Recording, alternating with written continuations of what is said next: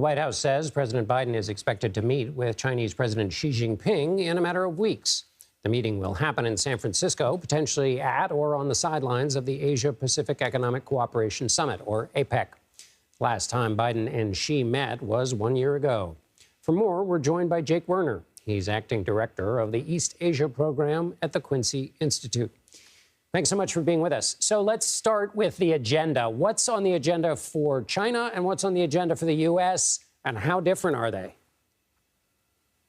Well, both countries really want to stabilize the relationship. They're both really worried about how badly it has deteriorated over the last 5 years. Both are looking for positive steps to increase people-to-people exchanges, to reassure each other that they're not fundamentally threatening core security interests, and to make sure that the two economies can continue to trade, continue to grow together. Eliminating the uncertainty around the relationship is really the core goal here. So is that possible when you have the director of the FBI saying China is virulent and the intelligence leaders in the Five Eyes countries saying that China is trying hardest and is perhaps the most active in trying to steal secrets from the U.S.? The head of CISA says that in terms of cybersecurity attacks. How on track can they put the relationship if the intelligence community is saying that China is unending in its efforts to spy on the U.S.? Well, I think that's actually an impetus behind this. If the U.S. and China are fundamentally hostile to each other, then there really is no incentive on either side to respect the needs of the other side. Improving the relationship is part of the way that we reduce the threat that China poses to the United States and that the United States poses to China. China's economy is, well, assess China's economy and how that will affect the balance heading into this meeting in terms of the real business relationships they want to put back on track. Yeah, the Chinese economy has been really suffering the last 6 months ever since opening up from COVID lockdowns. It hasn't come back as fast as people were expecting.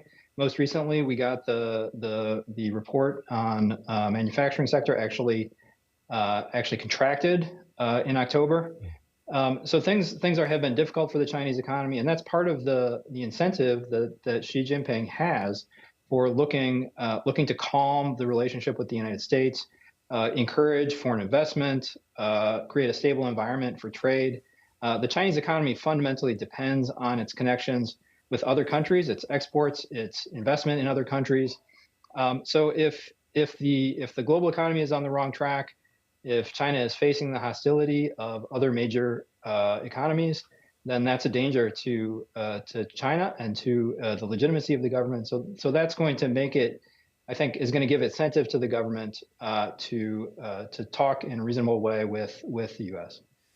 Does the tension on the question of Taiwan, is that the kind of thing that is too big on this kind of a meeting? What do you expect, or what are your feelings about that in terms of one of the other big problems facing the two countries that needs to be resolved? I mean, you can't do everything. That's certainly true, but the Taiwan issue is just so fundamental to the tension between the U.S. and China that it's going to have to be on the agenda. What is needed here is for the United States to reassure China that it's not trying to permanently split Taiwan off from China, for China to reassure the United States that it doesn't intend to use coercion against Taiwan. These are things that both countries have lived with for the last 40 years. That agreement has allowed Taiwan to prosper, to build a thriving democracy. The important thing is that if the U.S. and China have a solid relationship, they can return to that kind of an understanding around Taiwan. This meeting is part of that process. And both sides need to signal to the other that they're not trying to overturn the status quo right now.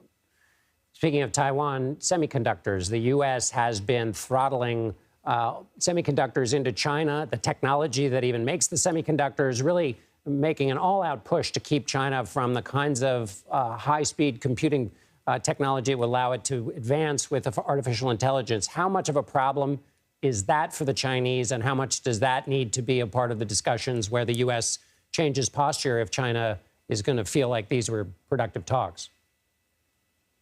It's a big problem for China.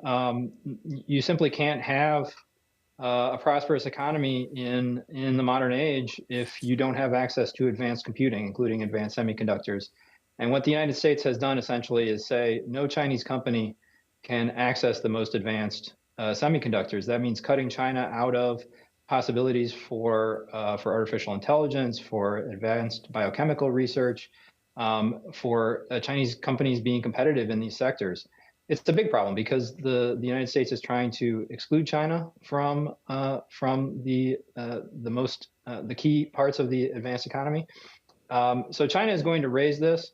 I don't expect any immediate movement on this, but if the U.S. and China are to reestablish a sound footing for the relationship, there is going to have to be some space allowed for Chinese companies to advance as well technologically. Jake Werner, Acting Director of the East Asia Program at the Quincy Institute. Thanks so much for being with us. Thank you.